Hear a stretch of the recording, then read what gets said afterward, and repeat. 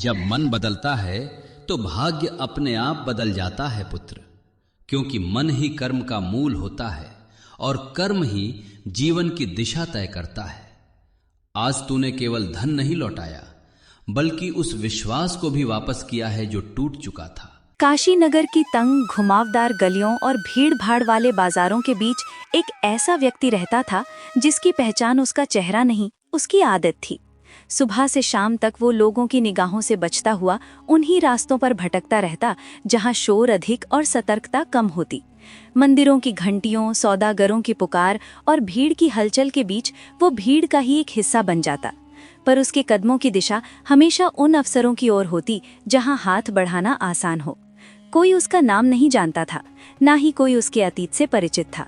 लोग बस इतना कहते थे कि जहां अव्यवस्था हो वहां उसकी परछाई अवश्य मिल जाती है, और इसी आदत ने धीरे धीरे उसकी पहचान बनाकर उसे उसी राह पर बांध रखा था। आज मंडी में बड़ी भीड़ है, हर कोई अपने मोल भाव में उलझा हुआ। कोई थैली संभाल रहा है, कोई सिक्के गिन रहा है और कोई जल्दी में है। जहां भीड़ होती है वहीं मौका मिलता है, क्योंकि भीड़ इंसान की आंखें बंद कर देती है। यहाँ सब अपनी अपनी चीजों में इतने खोए रहते हैं कि किसी को पता ही नहीं चलता कब कोई हाथ आगे बढ़ा और कब माल साफ हो गया। बस जरा हिम्मत चाहिए और दिल को पत्थर बना लेना पड़ता है। यही तो मेरी रोजी है। कभी वो किसी दुकान के बाहर बेपरवाही से मंडराता हुआ दिखता, मानो कुछ खरीदने की सोच रहा हो। कभी किसी ग्राहक की टोकरी या थैली पर उसकी नज़र देर तक टिक जाती, उंगलियां अनायास ही हरकत करने लगती। और कभी देर शाम गलियों में सन्नाटा फैलने पर वो सुनसान घरों की कुंडियों और दरवाजों को परखता हुआ आगे बढ़ता। हर जगह उसकी निगाहें अवसर तलाशती रहती, जैसे चोरी उसके लिए कला बन चुकी हो।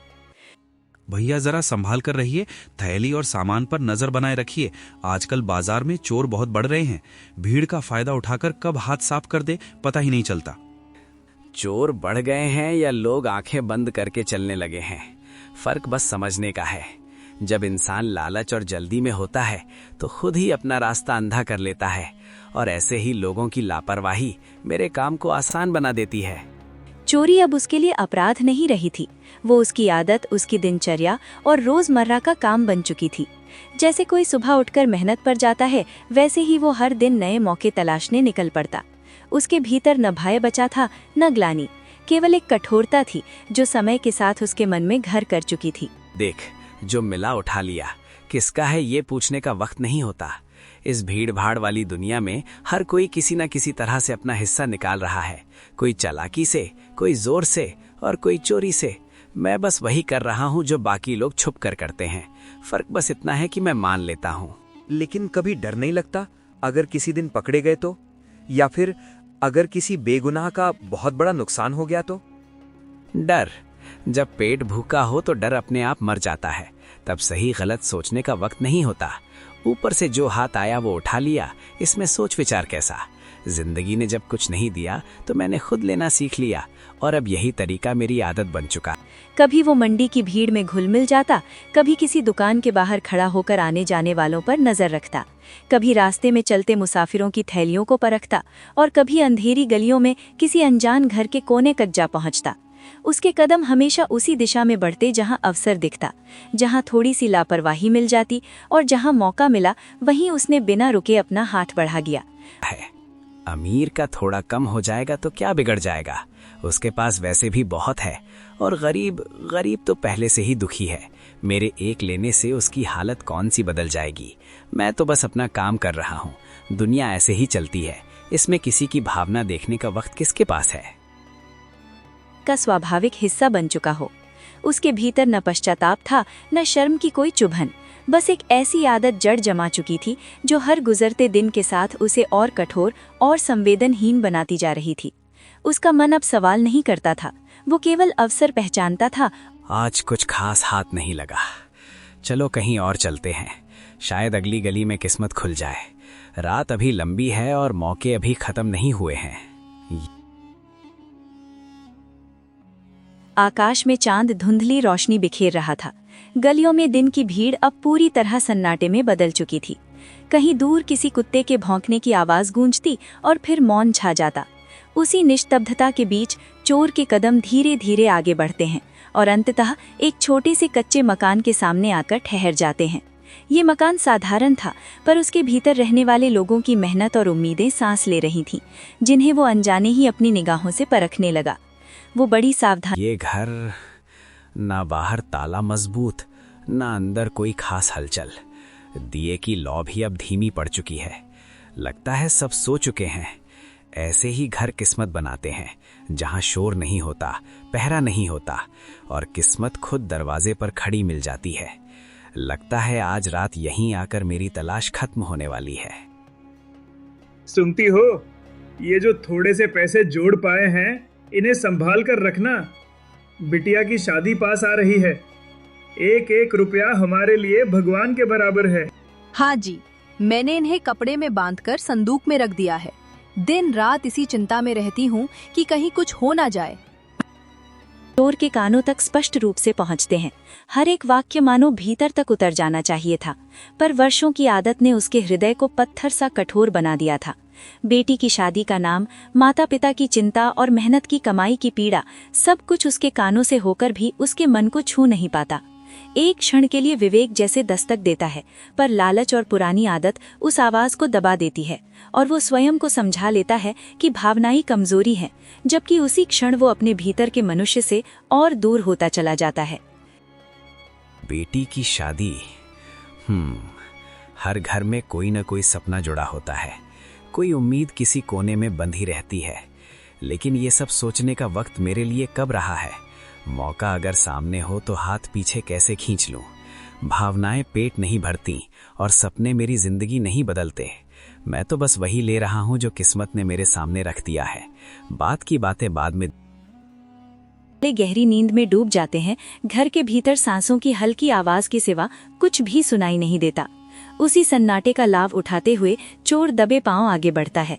वो दरवाजे को बहुत सावधानी से खिसकाता है ताकि लकड़ी की कोई चरमराहट न हो। भीतर अंधेरा है, पर उसकी आंखें अंधेरे की अभ्यस्त हैं। हर कदम सोच समझकर रखता हुआ वो चुपचाप घर के अंदर घुस जाता है।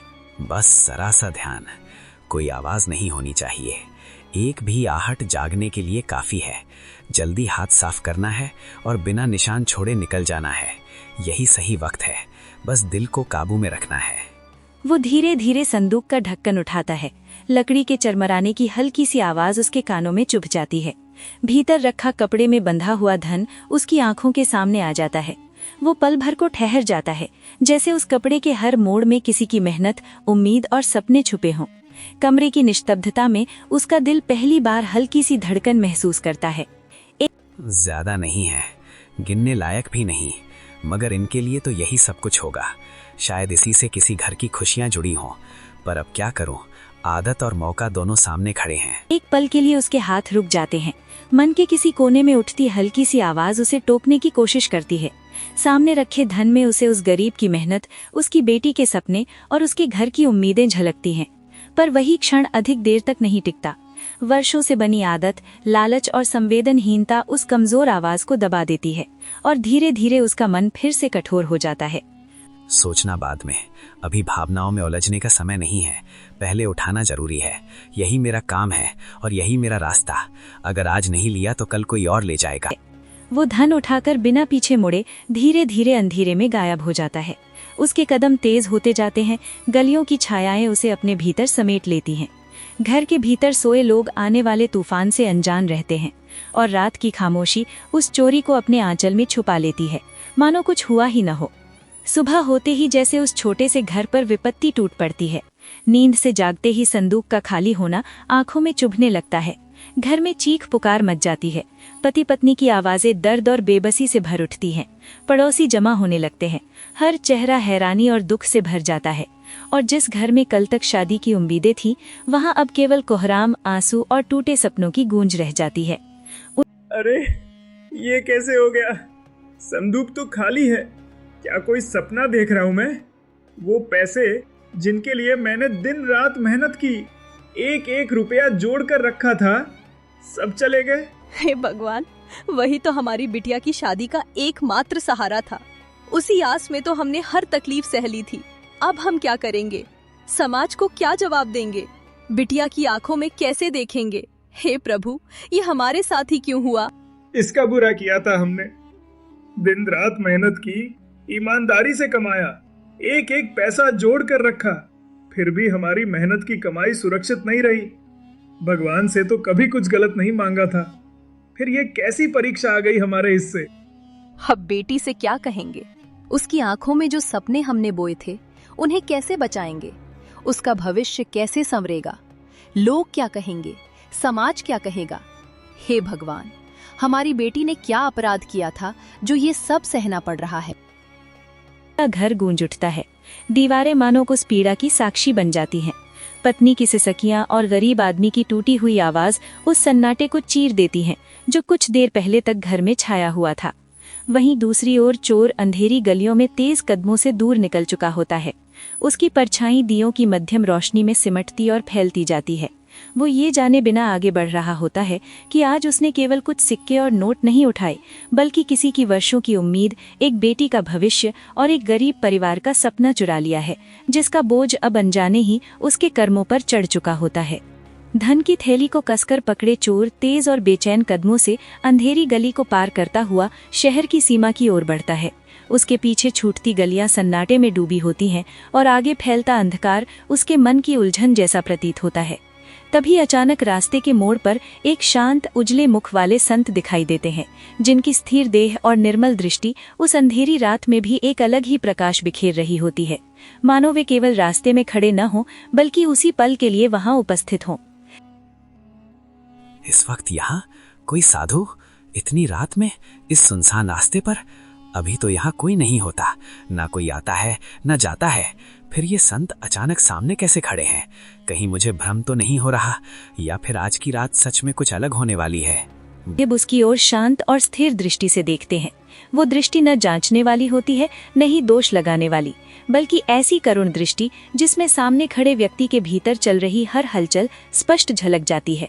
मानो उनकी आंखें उसके कदमों की घबराहट, हाथों की कसक और मन के भीतर उठते भय व लालच को एक साथ पढ़ रही हों। उस क्षण उस चोर को ऐसा अनुभव होता है जैसे कोई बाहरी व्यक्ति नहीं, बल्कि उसका अपना अंतरात्मा उसके सामने खड़ी हो गई हो। इतनी रात को इतनी जल्दी कहाँ जा रहे हो भाई? रात का सन्नाटा और तुम्हारे कदमों की जल्दबाजी कुछ कह रही है। लगता है तुम्हारे पांव ही नहीं, मन भी भारी है। बोझ सिर्फ थैली का नहीं होता, कभी कभी भीतर उठाया गया भार कदमों में साफ दिखाई देने लगता है। रुक जाओ जरा, शायद बात करने से रास्ता हल्का हो जाए। बोझ? नहीं बाबा, आप यूं ही समझ रहे हैं। कोई बोझ नहीं है, बस रोजमर्रा के काम से जा रहा हूँ। देर हो गई है इसलिए जल्दी है। रास्ता लंबा है और घर भी पहुँचना है। इसमें कोई खास बात नहीं। आप बेवजह मुझसे सवाल कर रहे हैं। काम तो हर कोई करता है, कोई मेहनत से, कोई चाल से, पर जब काम मन को भारी कर दे और आत्मा पर बोझ बन जाए तो रास्ता भी छोटा नहीं लगता। कदम जल्दी जल्दी बढ़ते हैं, फिर भी मंजिल दूर खिसकती जाती है, क्योंकि तब शरीर नहीं अंतरात्मा थकने लगती है। आप ये कैसी बातें कर रहे हैं? आप मुझे जानते भी नहीं, ना मेरा नाम ना मेरा ठिकाना, फिर भी ऐसे बोल रहे हैं जैसे सब कुछ देख लिया हो। मैं तो बस रास्ते से गुजर रहा हूँ, फिर आप मेरे मन की बातें कैसे कह? जानना जरूरी नहीं होता भाई। चेहरे और नाम तो संसार पहचानता है, संत तो मन की आहट सुनते हैं, जो आंखों से नहीं दिखती पर आत्मा में गूंजती है। जब भीतर कुछ गलत होता है तो कदमों की चाल बदल जाती है, सांसें भारी हो जाती हैं, और वही आहट बता देती है कि मन किस बोझ को ढो रहा है। उंगलियां थैली को और मजबूती से पकड़ लेती हैं, जैसे उसका वजन अब पहले से कहीं अधिक हो गया हो। जो धन कुछ क्षण पहले उसे हल्का और सहज लग रहा था, वही अब उसके मन पर भारी पत्थर की तरह दबने लगता है। उसकी चाल धीमी पड़ जाती है, सांसें गहरी और अस्थिर हो जाती हैं, मानो वो केवल एक थैली नहीं बल्कि किसी की उम्मीदें, सपने और आंसू अपने साथ ढो रहा हो। कह सकते हैं, आपको कैसे पता चला? मैंने तो किसी से कुछ कहा भी नहीं, ना मुझे कोई पहचानता है, ना मेरा नाम जानता है। फिर आप मेरे मन की बात ऐसे कैसे बोल रहे हैं? क्या सचमुच मेरे भीतर का सब कुछ मेरे चेहरे पर लिखा हुआ है, या फिर आप कोई साधारण इंसान नहीं है? जिसने किसी की बेटी की खुशियों का भार उठाया हो, उसकी चाल में छिपाव नहीं रहता। उसके कदम तेज तो होते हैं, पर मन भारी हो जाता है। आंखें सामने देखती हैं, पर आत्मा पीछे मुड़कर रोते हुए उस घर को देखती रहती है जहां सपनों की जगह आज चिंता बैठी होगी। और यही बोझ मनुष्य को भीतर से पहचानने के लिए पर्याप्त होता है। ये आप क्या कह रहे हैं? आपको ये सब कैसे पता? मैंने तो किसी से कुछ कहा भी नहीं।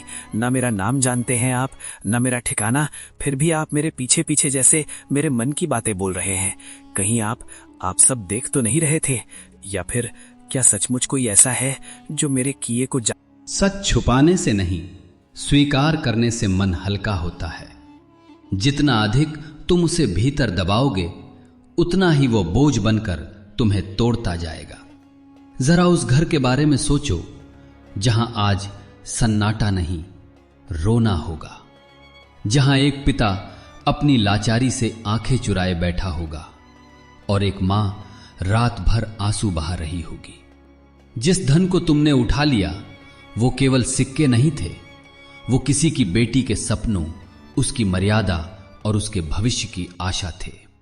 और याद रखो, जो आंसू आज तुमसे छुपे हैं वही कल तुम्हारे सामने प्रश्न बनकर खड़े होंगे। जान लेता है।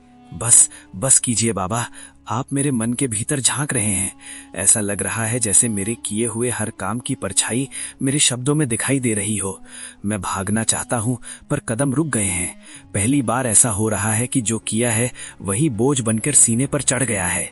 अब कुछ समझ नहीं आ रहा कि मैं खुद से नजर कैसे। मैं भीतर नहीं झांक रहा भाई, भीतर तो तुम खुद ही भाग रहे हो, अपने ही कर्मों से, अपने ही डर से और उस सच से जो तुम्हारी आंखों के सामने खड़ा है। सवाल बस इतना नहीं कि तुम इस रास्ते पर कब तक भागोगे, सवाल यह है कि क्या तुम इतनी हिम्मत जुटा पाओगे कि एक बार रुककर पीछे मुड़कर देख सको। क्योंकि जिस दिन मन ठहर जाता है उसी दिन लौटने का रास्ता अपने आप दिखने लगता है। चोर पहली बार अपना सिर झुका लेता है। जो आंखें अब तक अवसर तलाशती फिरती थीं, वे धरती पर टिक जाती हैं।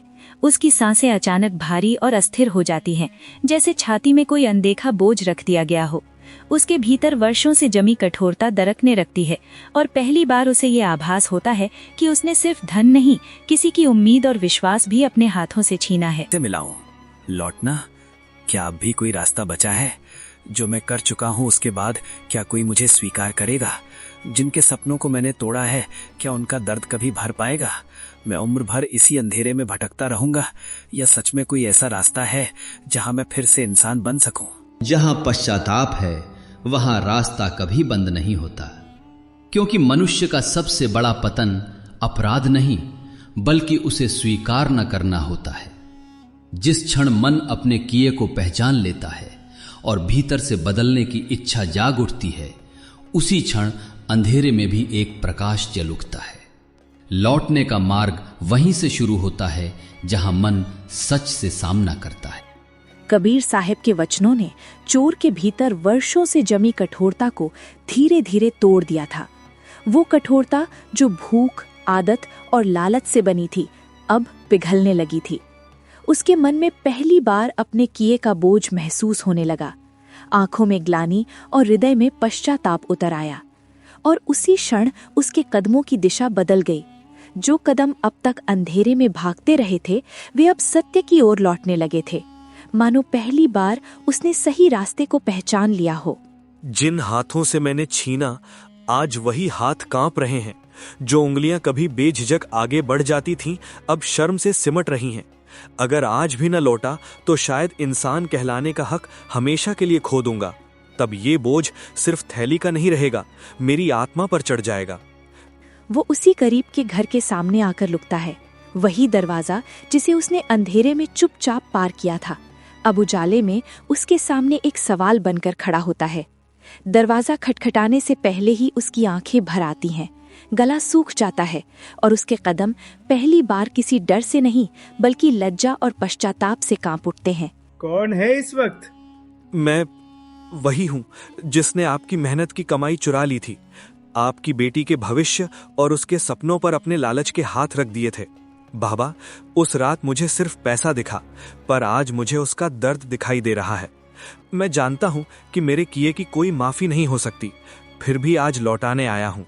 अगर आप चाहें तो मुझे दंड दीजिए, पुलिस बुलाइए, जो भी सजा मिले मुझे स्वीकार है। बस इतना चाहता हूं कि मेरी इस गलती का बोझ आपके दिल से कुछ हल्का हो जाए। वो कांपते हुए हाथों से वो थैली आगे बढ़ाता है, जैसे हर सिक्के के साथ उसका अपराध भी लौट रहा हो। उसका सिर स्वतः ही झुक जाता है, आंखें धरती पर टिक जाती हैं, और जिस गर्दन पर कभी अहंकार और निर्लज्जता थी, वो अब लज्जा और पश्चाताप के भार से झुक चुकी होती है।